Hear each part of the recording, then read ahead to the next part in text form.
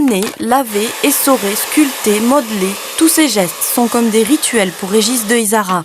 Ce taxidermiste, du lundi au vendredi, s'active dans son petit atelier à donner une apparence de vie aux animaux que ses clients lui apportent. Un défi que Monsieur de Izara relève depuis plus de 20 ans, animé toujours de la même passion d'enfant.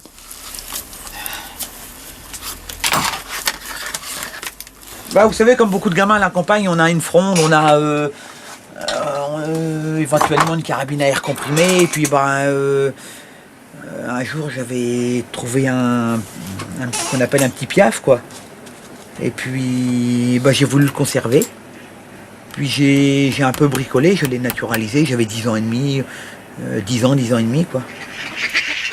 Monsieur de Izara fait partie des rares taxidermistes sur les 300 en activité en France à vivre de sa passion. Plus qu'un art ou un passe-temps, c'est un véritable mode de vie, ce qui ne l'empêche pas de gérer sa petite entreprise d'artiste animalier avec un certain sens de l'économie.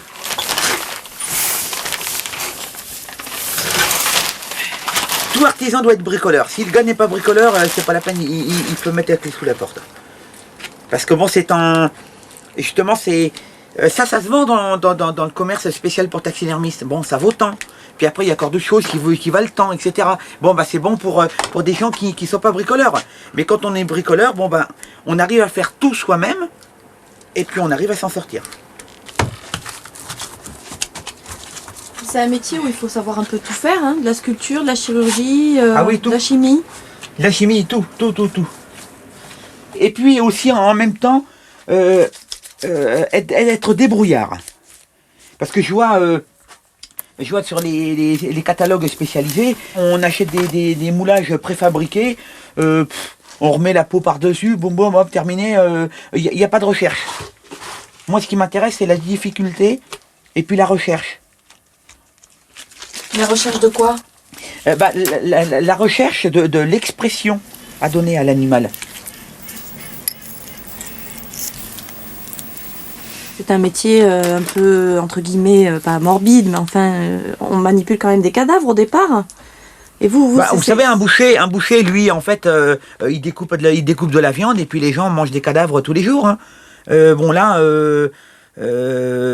un métier qui retransmet la vie. Je dis que c'est un beau métier.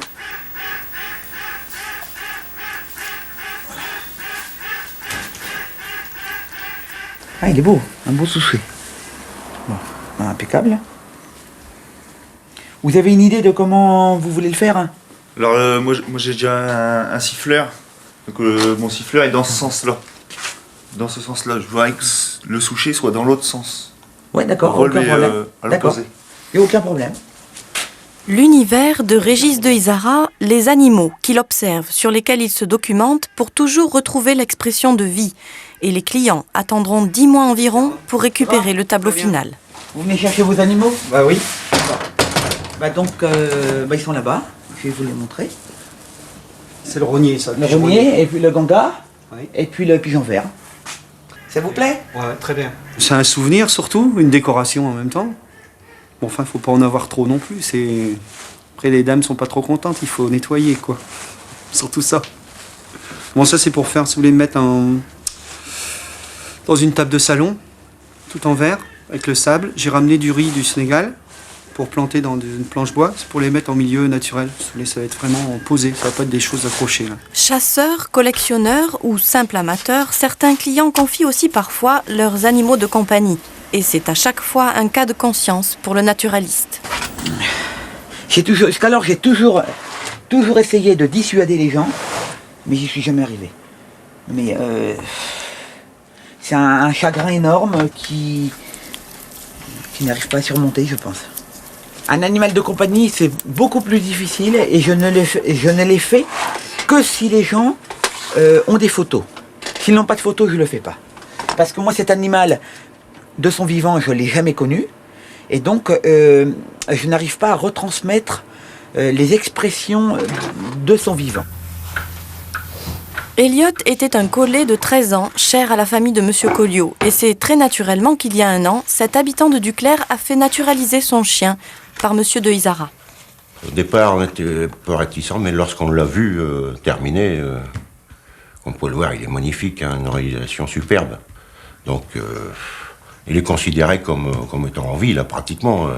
Beaucoup de personnes qui le voient pensent que il est sage, votre chien. Effectivement, il est sage. Donc, il est vraiment naturel.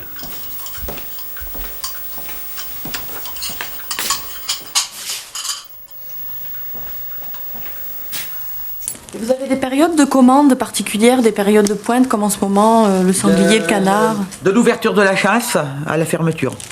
Où là, c'est le plein boom. Et puis sinon, après, ça sera au mois de mars-avril. Puis après, bon, ça se calme un peu, quoi. Ça me permet de prendre des vacances en été, quoi. Mais bon, les congélateurs sont pleins. Un peu magicien ou simple artiste, Régis de Izara, à 43 ans, ne se lasse pas, et sa clientèle non plus. Et si le métier de taxidermiste tend à disparaître, faute de formation, il est encore fidèle au poste, toujours prêt à accomplir son œuvre.